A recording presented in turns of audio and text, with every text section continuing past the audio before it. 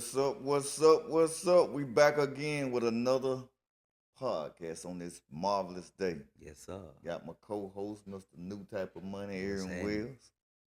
Today we got a good topic. I know I always say that, but to me every time it's good. Today is we're gonna talk about what are the benefits of a marriage. mm. And as always, I'm gonna let my co-host start off by expounding on his beliefs. He said, Leo, what are the benefits of a marriage? Um, Benefits. to answer that question from a young man that was once in a legal binding agreement, that's what I call it. I think the benefits, one of the main benefits is like class. You can learn. Um, I look at my marriage that um, ended maybe 4.5 years in separation and divorce. Now, most people would say, if you got divorced, that's a failed marriage, right? Mm-hmm. Um, my brain always thinks a little different. So I believe even what the world may define as failure could be a success story, potentially, depending on how you perceive it and the actions and steps that you take during, while, during, and after. You know what I mean? So I think that's the benefit, the biggest benefit for me. If I never got in a legal binding agreement, the way that the government set it up, I wouldn't have never realized that I don't necessarily need that.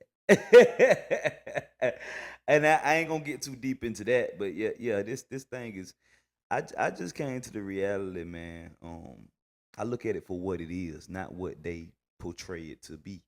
Um, just marriage. You can, I'm my mind kind of everywhere. I'm gonna get back to the benefits of it, but when I look at America, like most people think America is a country, when America is real, realistically, America is a corporation. You know what I mean? I guess. At the same time, once I was born, you were born. Once an individual is born into the United States, they receive a Social Security card, right? You know what I mean? Mm-hmm. And once you sign that card, or once you get that card, now you're actually indebted to the state. Like you are. They don't teach us like this, but you are a business. Yeah. But we're taught to go to school.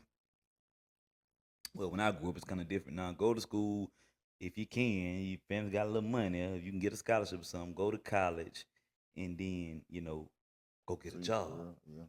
So that's like setting me up as an individual, as a business, to work and go make somebody else corporation or business rich. Mm. You know what I mean? Like, we're not taught to look at ourselves as a business.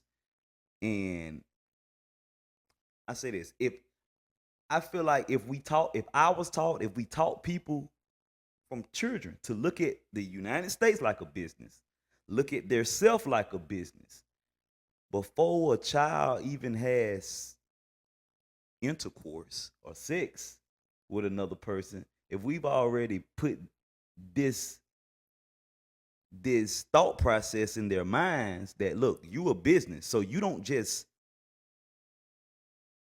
one become two and lay down with any man or any woman, because it's bigger than a you just, oh, this is what I'm feeling about them. No, you're giving your business over to somebody. You're coming together Combining in your business. business. Yeah. No, you didn't go through the court system. and get a legal binding agreement. But when you have sex, you just made a spiritual agreement. Mm. And honestly, y'all can go do y'all research. In the eyes of God, that's what marriage is. Back in the day, that's why God only wanted, you know, that person, that virgin to only be with one man. So when the man did enter her, that was the sex was the consummate.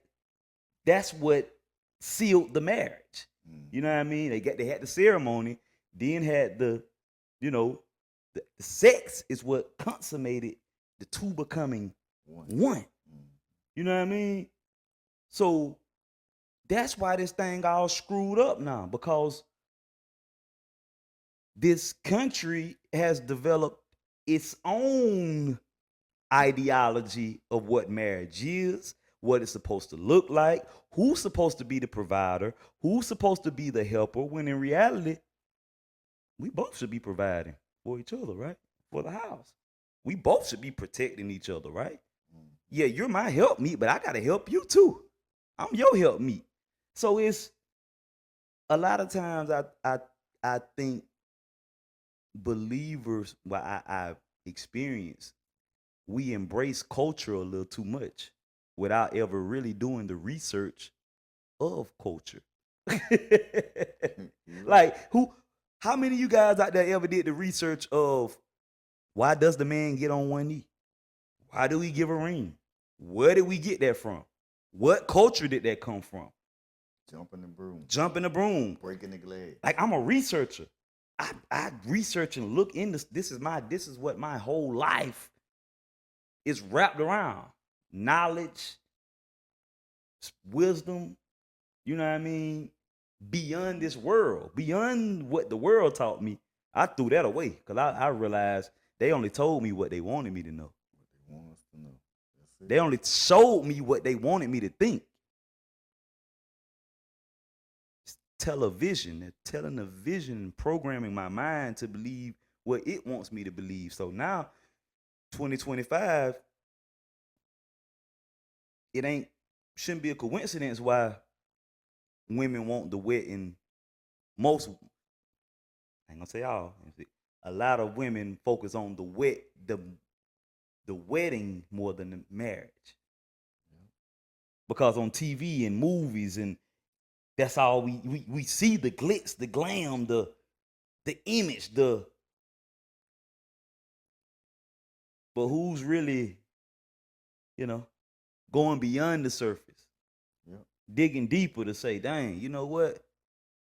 Just because I went through this court system and got this ring and we did this ceremony and having sex, am I truly married to you? Am I truly committed to you? Do I really truly unconditionally love you? That's for a man and woman. Like, that's something to think about. Like, it's good we even talking about the benefits, but what about when the benefits go slack? Will you still be there?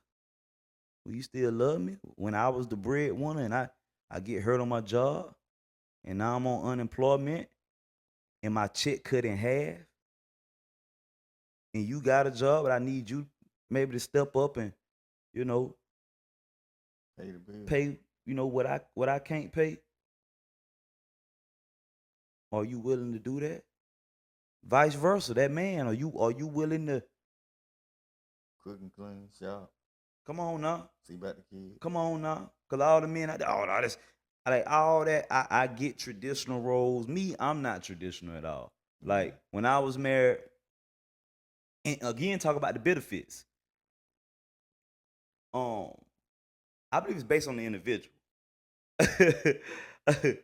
uh how important they see the benefits and what benefits they even see important for them. Because the reality is um okay, for instance, I I drive all the time. All the time. You know what I mean? So if I got a woman that she may not like to drive all the time, but if she like to drive and she can sometimes take that burden off of me, that would be a benefit in our marriage for me. You know what I mean? Like I said, in my marriage, I did stuff where most men are like, I don't do that. All women do like Mm-hmm. because probably every 3 or 4 months, I always asked my wife at the time because I wanted to do better. I want to get this thing right because I didn't know how to be a man. I ain't never been no husband. I ain't never been no father. Mm-hmm. I ain't never owned nothing. And instantly my life changed like this.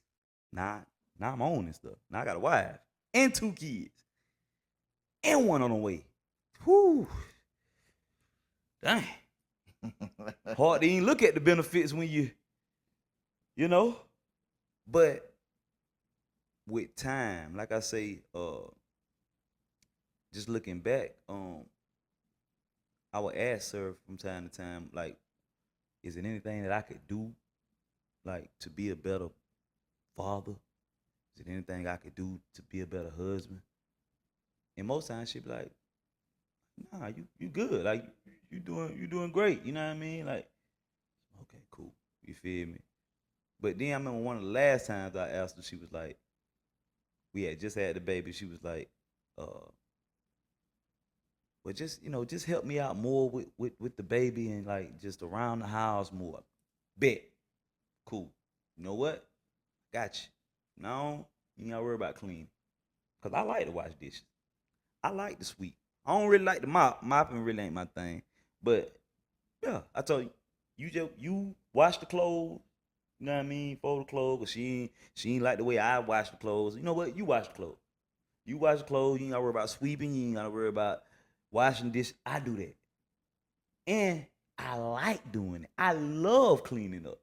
You know Mm-hmm. what I mean? Like I'm one of them type of men where, and I've been with a lot of chicks like just wake up and just leave their bed hide. No, that's not. I wake up in the morning. I want my bed made. I like stuff a certain way. My closet is color coordinated. I like stuff the way I like it. You know what I mean? So it's like getting back to your question, man. The benefits. There's so many benefits, and I would be cliche and say when you find the right person, but I'm gonna say when you find the right you. How you smile? Why you smile like that? You know, I be trying to. When you say that, I don't look at it just the way you see it. I try to Right. look at it from all dimensions to Right. see what you're saying. Right. Because it's like I'm just you got me thinking now. Like I I saw a lot of benefits of marriage when I was in the agreement, but honestly, I was probably most grateful and thankful for my marriage after the divorce. Ain't that crazy? Yeah. Because like most people divorce and it's always she did that, he did this. It's pointing the finger at the. I was gonna say for once in my life, but it's definitely not once in my life because I'm big on accountability and ownership. I sat back and the only thing I could think about was the good times. The only thing I could think about was how she helped me get where I am now Okay. by asking me questions. I didn't like the debate. She loved to debate. She would put me in uncomfortable positions in which now I'm grateful for that. So it's a lot of benefits that at the time I didn't even realize they were benefits. I got you.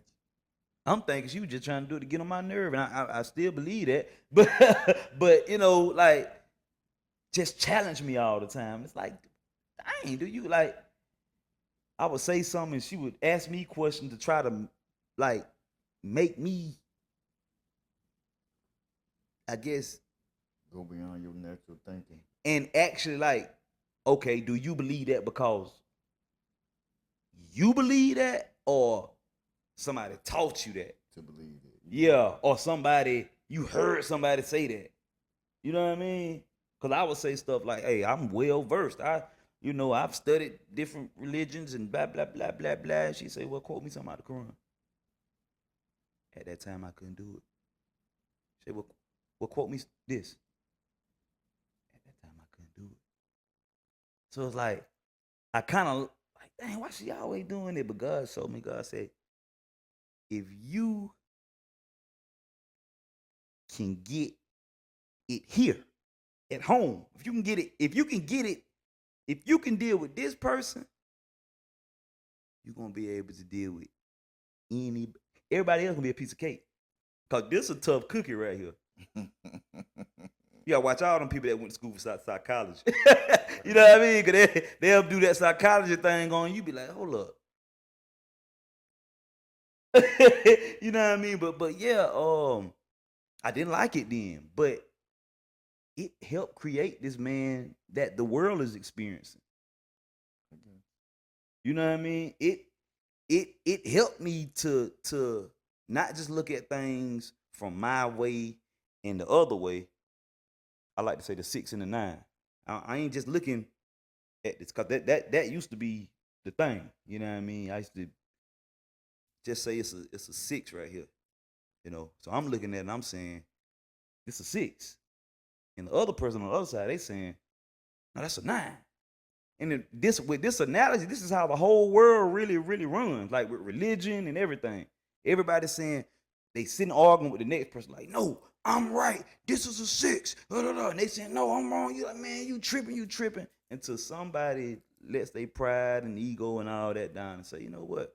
Man, let me come over there and check it out. So I walk over there and check it out and I say, dang. It is a 9. Wow. Over there, it's a 9. It is a 9. But check this out. Come over here.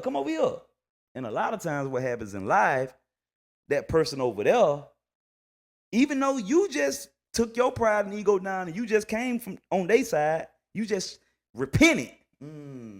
Catch that. You just repented. You just changed your mindset. And turned in a different direction and looked at it from that way. But people are so prideful, so egotistical, want to be right so bad, you ain't gonna come over here and see that it's really a 6 over here. You want to stand over there. I told you it was right. I told you it was a 9, nigga. Yeah. you know what I mean? But all you got to do is step out of your world, your reality, what you deem as true, what you deem as the only way, and try to come over here and see it over here. Then you come over here and say, dang. Bro, I'm sorry, bro. That is a 9. But then, like I say, I was already looking on the 6 and the 9. My wife came and showed me how to not just look at it 2 different ways, but she challenged my brain so much, well, I'm doing a whole 360 around this thing. Now I'm getting over it, I'm getting creative. I'm like, well, it kind of looked like a music note over here. And over here, it kind of looked like, you know what I mean? Because I'm open-minded. I ain't telling everybody to be like me because I know, it's being open-minded is dangerous. Very dangerous. So I ain't, even the stuff I say, y'all don't take my word for it. Go ask God. Hey, man, that crazy man really tapped in, really telling the truth, or he just talking crazy? Yeah, don't believe nothing I say. Don't believe nothing nobody say. Well, you got a fact checker, which is the GPS. The Holy Spirit is a facts checker. Yeah, it is. So a lot of times, and I've heard it quoted several times. Some of your best leaders. Or in order to be a great leader, you had to once be a great follower. Or in order to lead well, you got to follow well. You had to be able to follow well. Right. But I challenge that to say, not only in order to be a great leader, you had to have follow well, but you still got to be able to follow well. Right. Once you become that great leader, right, you still have to listen, because what happens when you feel as if you have arrived and now you're the one that everybody's supposed to follow and you're not supposed to follow anybody? And that kind of makes me question, well, how can you hear from God? Mm. How can you hear to that inner self that's telling you, hey, you wrong? Right. Even though these folks are showing you wrong, drop your pride, swallow your pride, Right. and just listen. Right. And then go around. See, we so, like you said, we so quick to want to be right to where we can't even hear when we're wrong. Right. Because in my mind, regardless of what you say, I'm right. Right. Because I'm somewhat above you. Right. Or I'm the one that taught you. Right. That's how parents do children sometimes. Right. That's how teachers do students sometimes. Right. You can't be right because I taught you. Right. Right. You can't know something that I don't know because I've been here longer. Right. I want to go there. See, that's kind of the situation I was dealing with. but you know, even in that, it's so much. I look back and it's so much benefits, so many benefits. I learned how to be humble. I never understood what men would say about, oh, you got to choose your battles wisely. Man, what they talking about? It's cheaper to keep her. Little stuff little stuff like that. You're like, man, what? It just sound like, you're like, oh, okay. I don't have to try to address everything. Nope. I don't have to try to. See, I thought was being a man, like especially if you coming at me, I thought I had to back. And in my marriage, I began to go through a process where I felt like a wimp. I would let her say little stuff, let her do certain stuff. And from the outside looking in, it looked crazy. But people don't know what was actually going on the inside of me that had never happened. Up until the point that I got married, it was pretty much Aaron Wells was gonna do what I wanted to do, when I wanted to do it, how I wanted to do it. And yes, either my way or my way. You can do it your way, but just go do it over there. Mm-hmm. This is my show. Mm-hmm.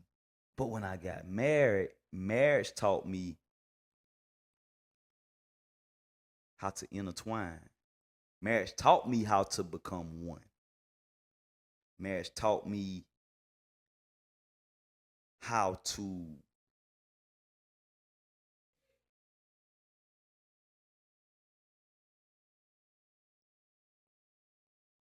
it taught me I don't have to always win or be right. And be okay with that. You're right. You know what I mean? It taught me that a wise man once said, nothing. Right. Like it's so, like I say, what people would deem as a failed marriage or oh, it didn't work or this or that, I feel successful. Yeah. I feel that if I would have never got into the legal binding agreement, I would have never got all these profound revelations on how God viewed marriage rather than how people told me and taught me it's supposed to look, sound, all that. Yep. Because basically, honestly, when it come down to marriage, man, you gotta really, like people say, well, you just gotta find the right person. That I really don't think there's a such thing as the right person. I don't know. I'm kind of challenging that in my brain, like just because my mom and my dad is still married, that don't necessarily mean that it's effective. That don't necessarily mean nothing. It just mean they still married. And it could be because of what they was taught to stay together. Stay together regardless. Tough it out. Yeah. And I'm just using my parents as an example, but I'm just saying, like, just because a marriage doesn't work, that doesn't mean anything. Just because it is working or looks like it working, that don't mean nothing. Because in this world, what we look at is physical, tangible. So we look, oh, they look good together. Oh, look at they got they bought each other matching vehicles. They relationship goals. We look at the outer. We don't know how these folks treat each other. We don't know how they talk and interact with each other. You know what I mean? We just want, oh, such and such bought such and such. Uh, her husband or his wife this for. So now you want your husband, your wife to go out and do that. Cause your friend or this one or that one done posted their significant other online. It's all messed up. I honestly, I'm all for marriage, but I really feel like this is the worst generation ever to get married in. Yeah, because everybody's self. And and it's like we're not in a time where nobody's no more. Mm-hmm. What people say, oh, that's my man. Oh, that's my woman. You better be careful about saying that nowadays. Cause that may be your woman and a couple more. That may be your man. You know And what the I mean? sad part about it, they fine with it. Long enough. You know what I mean? I guess. So it's a different time, a different season. People say, well, the word of God is still the same. It is, but we really gotta dig a little deeper. If Satan is the God of this world, and we know that in every system of this world, the principality, spiritual wickedness in high places are in full operation at the top of these industries and systems of this world. What will make you, me, us think that a system that was created against us will create something, an institution that actually was for us or to help us? And it's controlled by the opposition.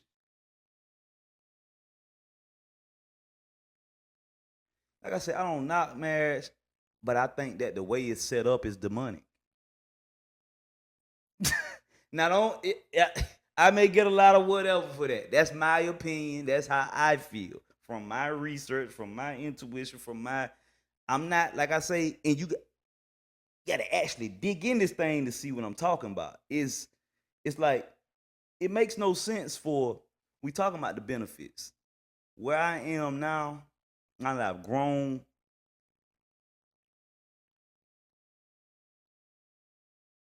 it really. I don't think most men are scared of marriage. Most men I talk to are more scared of getting a divorce. Or what come with the marriage That's what I'm saying. Yeah, because of what people have stereotyped the marriage to be. right, A man or a husband is supposed to be A, B, C, D. right. Maybe in your marriage, but not in mine. Because what happened when I make more money in my marriage than my wife?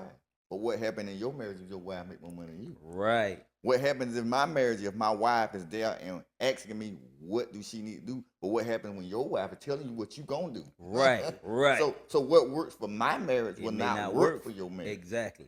Same thing with corporations. While you was talking, what we're gonna have to do is we're gonna have to go to part two. So this is right here is the first episode of the benefits of a marriage. Mm-hmm. But coming to you in a minute, or when you watch it the next week, you will see podcast part two. Part two, baby. But like we always say, like, subscribe, share, leave comments. Please come in with some feedback. Your feedback on this situation, because this is something that's very the divorce rate right now is very high. Crazy, yeah. So we give us your comments, give us your feedback, give us whatever.